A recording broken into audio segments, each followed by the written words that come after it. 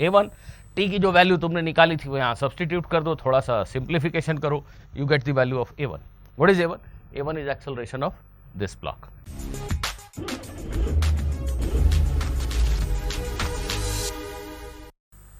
JEE advance 2019 में आए हुए मैकेनिक्स के इस क्वेश्चन को आज हम डिस्कस करेंगे. ये क्वेश्चन खासा चर्चित था. एक क्वेश्चन है जो डिफिकल्ट साइड में कैटेगराइज किया जा सकता है. More than one correct type multiple choice question में इसे पूछा गया था और इस क्वेश्चन को आज हम भली भांति समझने की कोशिश करते हैं. क्वेश्चन कुछ ऐसा है. A block of mass 2m, there is a block of mass 2m, it is attached to a massless spring of force constant K. Block is connected to two other blocks of masses m and 2m using two massless pulleys and strings. This as well as this pulley, both are massless, strings are all massless, and this is the whole system, 2m, m, 2m. The accelerations of the blocks are A1, A2 and A3. Acceleration of this block is A1, acceleration of this block is A2 and acceleration of this block is A3. Let us say the system is released from rest with spring in its unstretched state. जब spring relax थी उस समय इस system को छोड़ दिया गया. The maximum extension of the spring is x naught. Spring में जो मैक्सिमम एक्सटेंशन प्रोड्यूस होगा उसको हम x नॉट से डिनोट करेंगे. Which of the following options is are correct? g is acceleration due to gravity and neglect friction everywhere. Friction को नजरअंदाज कीजिए, g acceleration due to gravity है. 4 ऑप्शन दिए गए हैं, कौन कौन से सही हैं हमें बताना है. एक बार आप क्वेश्चन को चाहें तो फिर से समझ लीजिए कि क्वेश्चन में क्या दिया हुआ है. ये 4 ऑप्शंस हैं. x नॉट की वैल्यू 4mg/k है या नहीं ये बताना है. What is x not? x not is the maximum extension that will be produced in the spring during the subsequent motion. तो क्या इस x नॉट की वैल्यू इतनी होगी हमें ये बताना है. When spring achieves an extension of x naught by 2 for the first time, the speed of the block connected to the spring is blah blah. When extension in the spring is half the maximum extension x naught by 2, what is speed of this block? That is the question.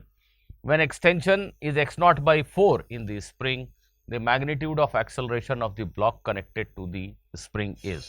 When the extension is x naught by 4, what is acceleration of this particular block? And what is the relationship between the 3 accelerations A2, A1 and A3?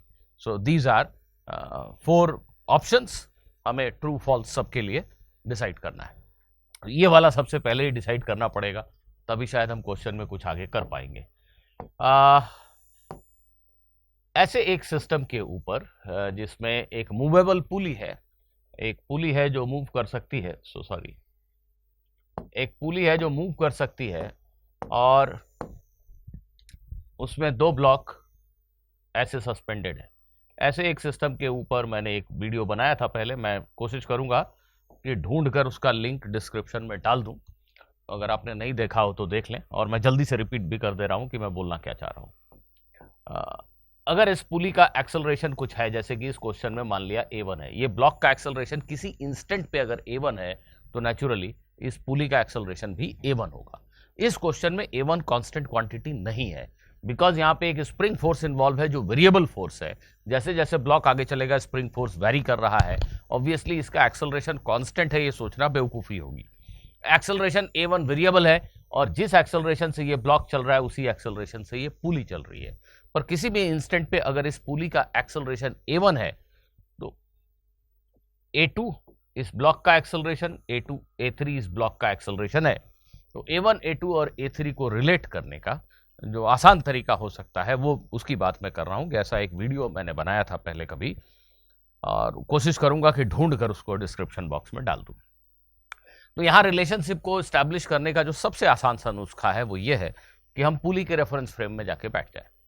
अगर आप पुली पे बैठे हुए एक observer को imagine करें, उसे पुली तो रेस्ट में दिखाई दे रही है और ऐसे ऑब्जर्वर के लिए इन दोनों ही ब्लॉक्स के एक्सेलरेशन इक्वल और अपोजिट होंगे.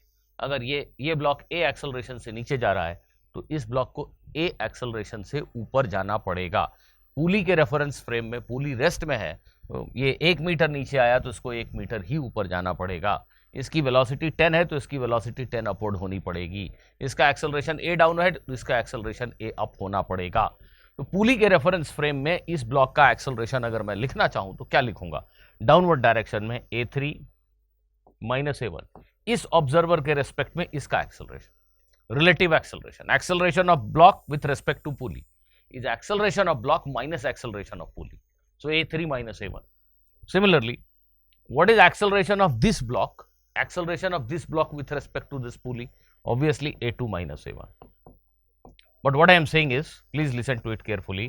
These two will have same magnitude, but they will have opposite direction.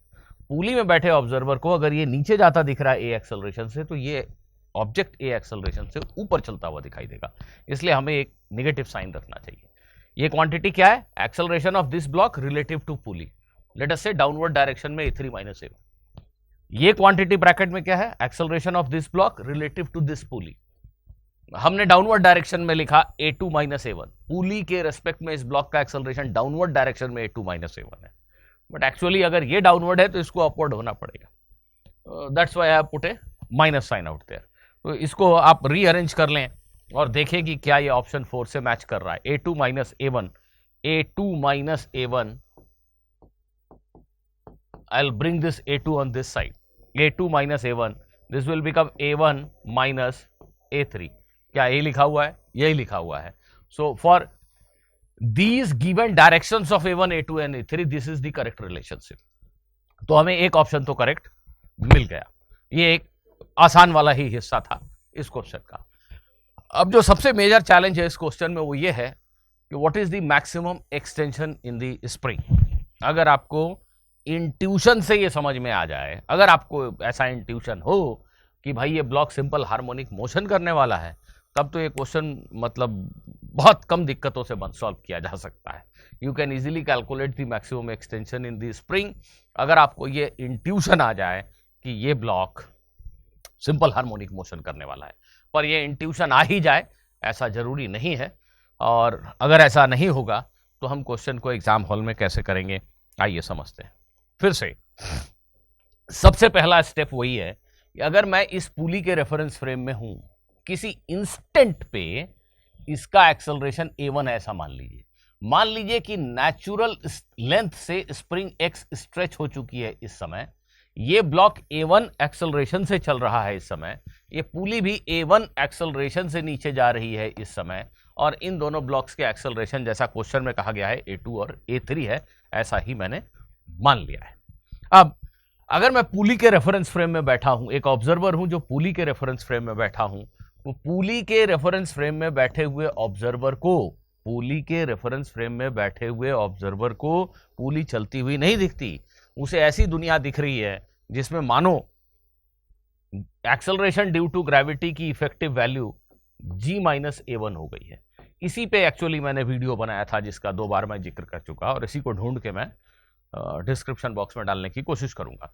Pulley a1 acceleration से नीचे जा रही है, पुली के रेफरेंस फ्रेम में अगर कोई ऑब्जर्वर बैठा है तो उसे पुली नहीं चलती हुई दिख रही, और उसे अपने रेफरेंस फ्रेम में जो एक्सेलरेशन ड्यू टू ग्रेविटी महसूस हो रही है, बेसिकली उसको बोलना चाहिए एक्सेलरेशन ऑफ फ्री फॉल जो महसूस हो रहा है, उसकी वैल्यू g माइनस a1 है। तो पुली के रेफरेंस फ्रेम में बैठने के बाद मैं इस रस्सी में टेंशन को बहुत जल्दी लिख सकता हूं, क्योंकि सभी बच्चों को यह याद होता है कि इस एटवुड मशीन में जो टेंशन होता है रस्सी में वो m1 2 times m1 m2g bye m1 plus m2 होता है। तो g की जगह आपको लिखना है g माइनस a1। पुली के रेफरेंस फ्रेम में effective acceleration of free fall is g minus a1। तो अगर हम ऐसा लिखें तो इस रस्सी का टेंशन, अब टेंशन तो टेंशन है, फोर्स है यार, किसी भी रेफरेंस फ्रेम में सेम ही होगा। तो इस रस्सी का जो टेंशन है वो मैंने लिखा 2 टाइम्स m1 m2 g की effective value g minus a1 by total mass m1 plus m2 3 है। तो पुली के रेफरेंस फ्रेम में बैठ के हम टेंशन को बड़े जल्दी से लिख सकते हैं, और सभी को पता है कि अगर ये पुली मासलेस है, यहाँ टेंशन T है, तो इस रस्सी में टेंशन 2T ही होगा। तो इस ब्लॉक के ऊपर रस्सी जो फोर्स लगा रही है वो 2T के बराबर होगा।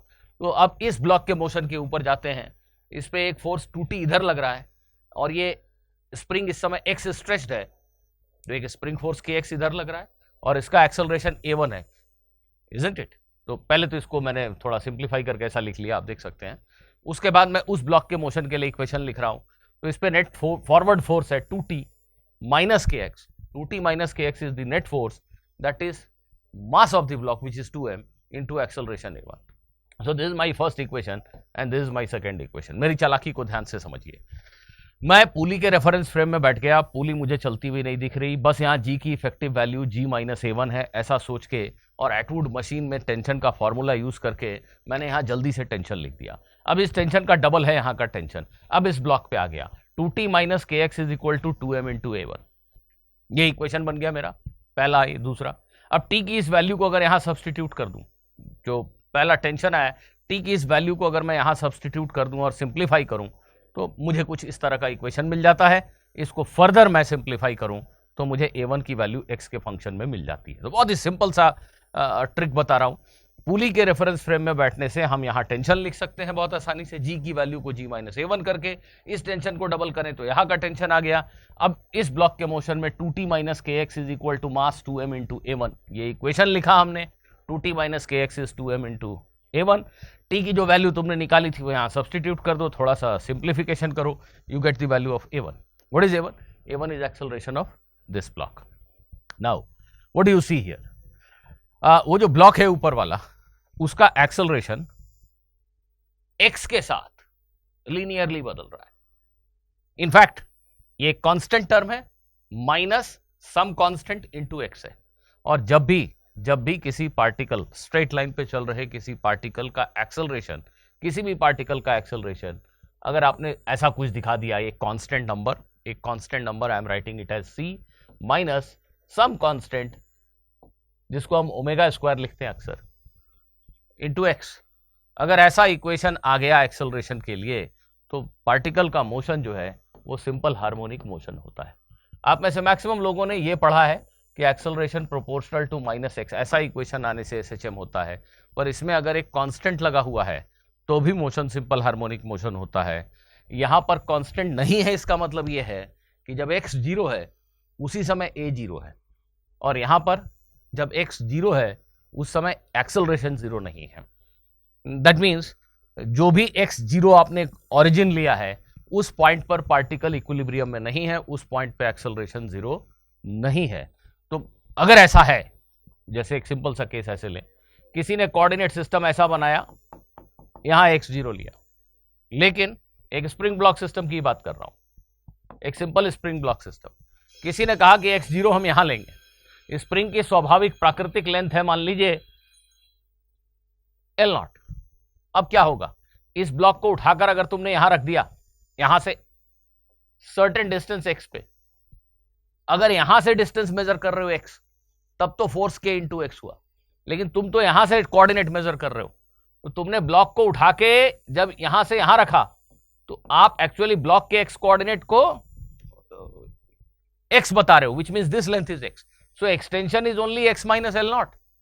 Extension is only x minus L0, therefore the force is k times x minus L0। तो जो ब्लॉक का मास टाइम्स एक्सेलरेशन है वो तो इतना होगा, माइनस साइन इसलिए कि हम ये पॉजिटिव डायरेक्शन ले रहे हैं, फोर्स इधर है, एक्सेलरेशन निगेटिव है। तो आप देखिए जो एक्सेलरेशन है वो माइनस प्लस ऐसा कुछ आ जाएगा। तो ये ओमेगा स्क्वायर एक्स के साथ साथ एक कांस्टेंट टर्म भी आ गया। तो एक कांस्टेंट टर्म के आने का बड़ा सिंपल सा मीनिंग ये है कि जहां पे फोर्स 0 है, जहां एक्सेलरेशन 0 है, उस पॉइंट को आपने x इज इक्वल टू 0 नहीं लिया है। और इस क्वेश्चन में निश्चित तौर पे ऐसा ही है। x हमारे क्वेश्चन में एक्सटेंशन ऑफ स्प्रिंग है, तो ओरिजिनली ब्लॉक जहां था उसी को ओरिजिन मान लेते हैं। अब ये अगर x आगे बढ़ा तो एक्सटेंशन x है और इसका कोऑर्डिनेट भी x है, बातचीत करने में आसानी रहेगी। ब्लॉक ओरिजिनली यहां था, स्प्रिंग अनस्ट्रेच थी, यही x 0 है। ब्लॉक x चला, स्प्रिंग में एक्सटेंशन भी x है, राइट। तो जब ओरिजिनली आपने यहां से ब्लॉक को छोड़ा था उस समय स्प्रिंग फोर्स 0 था, लेकिन जैसे ही छोड़ा रस्सी में एक टेंशन था, ब्लॉक का कुछ तो एक्सेलरेशन था ही नेचुरली।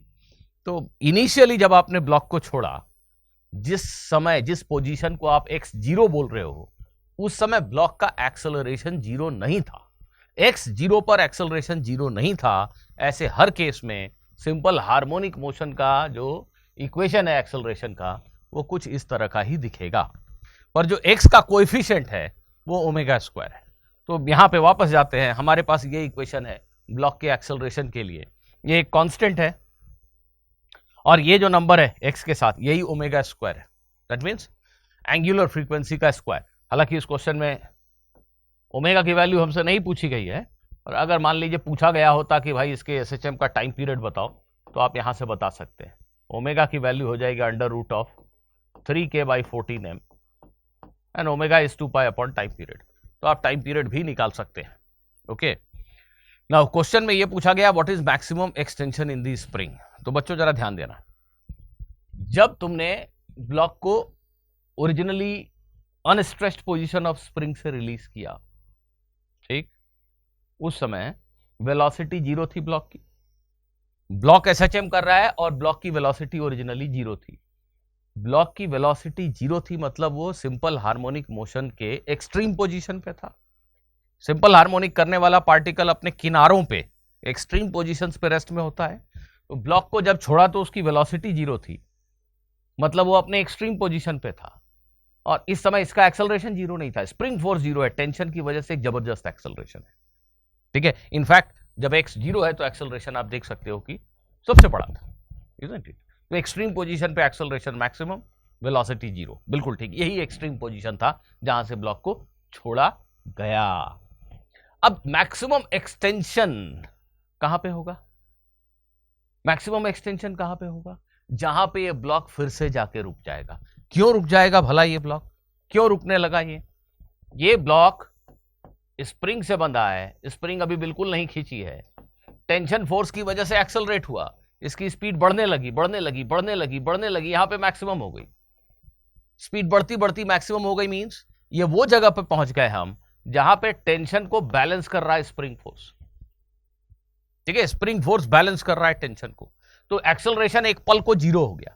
पर अभी से अभी तक वेलोसिटी बढ़ी थी, बहुत जबरदस्त स्पीड है इसके पास, रुक नहीं जाएगा, ये फोर्स 0 हुआ है, वेलोसिटी नहीं। अभी भी आगे चला, लेकिन आगे चलने से स्प्रिंग और खिंच गई, स्प्रिंग फोर्स और बलवान हो गया, और स्प्रिंग फोर्स के बलवान होने से ये स्लो होने लगा, ये फिर कहीं जाके रुक जाएगा। जहां पे ये रुकेगा वो सिंपल हार्मोनिक मोशन का दूसरा एक्सट्रीम है, जहां पे ये रुकेगा वो सिंपल हार्मोनिक मोशन का दूसरा एक्सट्रीम है। ये पहला एक्सट्रीम है मीन पोजीशन, वो जगह है जहां एक्सेलरेशन 0 है, नेट फोर्स 0 है। इस एक्सट्रीम पोजीशन से ये ब्लॉक जितना डिस्टेंस ट्रैवल करता है, ये बेसिकली एम्पलीट्यूड है, isn't it? उतना ही डिस्टेंस ये इस साइड भी जाएगा, SHM simple harmonic motion. Mean position से दाएं जितना गया बाएं भी उतना ही गया। ओरिजिनल पोजीशन एक्सट्रीम पोजीशन है, अब वो पोजीशन जहां एक्सेलरेशन 0 है वो इक्विलिब्रियम पोजीशन है, मीन पोजीशन है। तो यहां से यहां जाने में जो डिस्टेंस उसने ट्रैवल किया वो एम्पलीट्यूड है, और इसके आगे उतना ही डिस्टेंस और जाएगा। तो नेचुरली स्प्रिंग में जो मैक्सिमम एक्सटेंशन होगा वो क्या होगा? ट्वाइस दी एम्पलीट्यूड।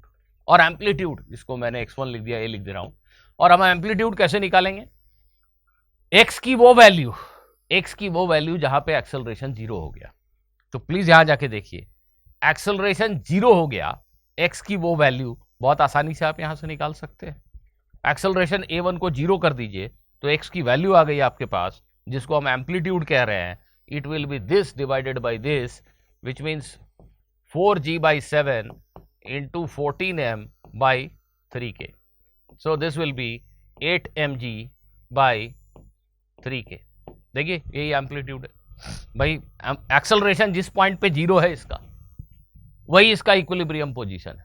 एक्सट्रीम से वहां तक जाने में जो डिस्टेंस इसने कवर किया, स्प्रिंग में जो एक्सटेंशन है उस समय, वही तो एम्पलीट्यूड है। सो a को हम 0 रखेंगे, this is equal to this करेंगे, तो x की जो वैल्यू मिली वही तो एम्पलीट्यूड है। So this divided by this करने से हमें एम्पलीट्यूड मिल गया। आई होप कि मैंने कोई गलती नहीं की। 4g/7 14m/3k, okay. So 8mg/3k is the amplitude. So what will be maximum extension in the spring? Twice of this. 16mg/3k will be maximum extension in the spring. क्या ऐसा हमारे क्वेश्चन में लिखा हुआ है? जरा एक बार जल्दी से देख लेते हैं। सॉरी, क्वेश्चन कहाँ गया भाई? नहीं, x0 की वैल्यू 4mg/k लिखी है, तो वो ऑप्शन सही नहीं है। तो हमने देखा कि ये ऑप्शन बिल्कुल गलत है, पहला वाला, और आखिरी वाला ऑप्शन बिल्कुल सही है। अब बच गए दो बातें। When A spring achieves an extension of x not by 2, x not आप निकाल चुके हैं, अभी अभी निकाला आपने, मैक्सिमम एक्सटेंशन कितना है x नॉट, एक बार फिर से देख लेते हैं। ये एम्पलीट्यूड है इसका double, this is the maximum extension, right. Amplitude का डबल ही मैक्सिमम एक्सटेंशन है, तो मैक्सिमम एक्सटेंशन आप निकाल चुके हैं। अब उसके हाफ एक्सटेंशन पे, इसका क्या मतलब हुआ, फिर से समझिए। ये ब्लॉक को यहां से छोड़ा, स्प्रिंग नेचुरल लेंथ में है, ये पोजीशन पे स्प्रिंग फोर्स टेंशन के बराबर ए मीन पोजीशन है, ये जहां जाके रुक गया वो एक्सट्रीम पोजीशन है। मीन पोजीशन वो जगह है जो एक्सट्रीम पोजीशन से ए दूरी पे है। तो when spring achieves an extension of x not by 2, question में इसको x नॉट कहा गया है, मैक्सिमम एक्सटेंशन, उसका हाफ, यही तो एम्पलीट्यूड है, उसका हाफ मतलब ब्लॉक मीन पोजीशन पे। जब स्प्रिंग में एक्सटेंशन x नॉट बाई 2 है तो ब्लॉक मीन पोजीशन पे उसकी स्पीड मैक्सिमम है, और जिन लोगों ने सिंपल हार्मोनिक मोशन पढ़ा है वो जानते हैं कि v नॉट ए ओमेगा के इक्वल होता है। तो हम एम्पलीट्यूड भी निकाल चुके हैं, ओमेगा भी निकाल चुके हैं, तो इस समय जो ब्लॉक की स्पीड होगी वो ए ओमेगा होगी, राइट। फिर क्वेश्चन का एक हिस्सा कहता है N extension of x not by 4 the magnitude of acceleration of the block, this is quite straight forward. जब एक्सटेंशन x नॉट बाई 4 है उस समय एक्सेलरेशन क्या होगा पूछा जा रहा है, तो वो हमने यहां पे पता कर लिया ऑलरेडी। x की जगह वो वैल्यू रख दे जो क्वेश्चन में दिया हुआ है, x not by 4, what is x not, वो आप निकाल चुके हैं, maximum extension is twice the amplitude, x not by 4 यहां पे रख दीजिए, you will get the value of acceleration a1। तो ये थोड़ा सा मुश्किल जैसा क्वेश्चन था नो डाउट, लेकिन जिनके थोड़े फंडामेंटल्स क्लियर हैं वो इसको अटेम्प्ट कर सकते थे। और मोटी बात कि जिनको इंट्यूशन हो गया कि एसएचएम कर रहा है उसके लिए क्वेश्चन थोड़ा शॉर्टकट भी सॉल्व किया जा सकता है, क्योंकि जो मीन पोजीशन है, ध्यान देना, जो मीन पोजीशन है जहां पे इसका एक्सेलरेशन 0 है, यहां पुली का भी एक्सेलरेशन 0 है, इसका एक्सेलरेशन 0 तो इसका एक्सेलरेशन भी 0, और जब पुली का एक्सेलरेशन 0 है तो ये तो यूजुअल एटूड मशीन है, इजंट इट। तो टेंशन जो होगा वो कितना होगा, 2m1 m2 g bye m1 plus m2, पुली का कोई एक्सेलरेशन नहीं है उसमें, 2m1 m2 g bye m1 plus m2, ये इस समय टेंशन होगा, उसका डबल यहां का टेंशन होगा। तो simply this tension minus kx is equal to ma लिखना है, और इसका इस ब्लॉक का एक्सेलरेशन उस समय 0 है, तो आपको तुरंत फट से x मिल जाएगा। मैंने क्या बोला शायद आप नहीं समझ पाए, जल्दी से मैं एक बार करके दिखा देता हूं, जल्दी देखिए। अगर मुझे इंट्यूशन हो गया कि एसएचएम कर रहा है, तो जब ये मीन पोजीशन पे है, मान लीजिए यहां से छोड़ा था, ये मीन पोजीशन है, मीन पोजीशन वो जगह है जहां एक्सेलरेशन 0 है, एक्सेलरेशन 0। जब इसका एक्सेलरेशन 0 है तो पुली का भी एक्सेलरेशन 0 है, इस समय जो यहां का टेंशन होगा वो 2 times m into 2m into g by m plus 2m, that means 4g by 3, this will be the acceleration, this will be the tension, so sorry, 4mg by 3, I'm so sorry, 4mg by 3 will be the acceleration, tension tension in this string, so double is the tension here। actually मेरी class का time हो गया regular class का, और मैं हड़बड़ी में आ गया हूं। चलिए ठीक है, 2 मिनट और गहरी सांस लेके सोचते हैं। यहां का टेंशन 2t, और अभी तक अगर स्प्रिंग ए स्ट्रेच हुई है, यही तो एम्पलीट्यूड है, ओरिजिनल से मीन पोजीशन तक, एक्सट्रीम से मीन पोजीशन तक, इस स्प्रिंग का जो एक्सटेंशन है वही एम्पलीट्यूड है। तो ये स्प्रिंग फोर्स इस 2t के बराबर है यार,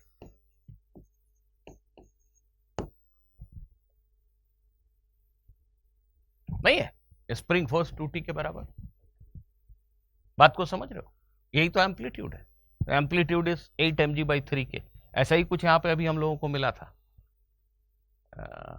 मैंने डिलीट कर दिया, सो सॉरी, यही हमें मिला था थोड़ी देर पहले। तो अगर हम समझ गए इंट्यूशन से कि एसएचएम हो रहा है, तब तो एम्पलीट्यूड बहुत आसानी से मिल जाएगा और क्वेश्चन चुटकियों में सॉल्व हो जाएगा। एम्पलीट्यूड क्या है फिर से समझिएगा, ओरिजिनल पोजीशन से मीन पोजीशन की दूरी, मीन पोजीशन वो जगह है जहां एक्सेलरेशन 0 है, एक्सेलरेशन 0 है मतलब ये वाला टेंशन इस स्प्रिंग फोर्स के बराबर है, तो k into a spring force is equal to this tension, और ये टेंशन क्या है, इस वाले टेंशन का डबल है। ये टेंशन कितना है, 2 times m 2m g by m plus 2m, 4mg/3, इसका double 8mg/3 tension, k into a is equal to this much, therefore amplitude is equal to 8mg/3k. कहानी खत्म.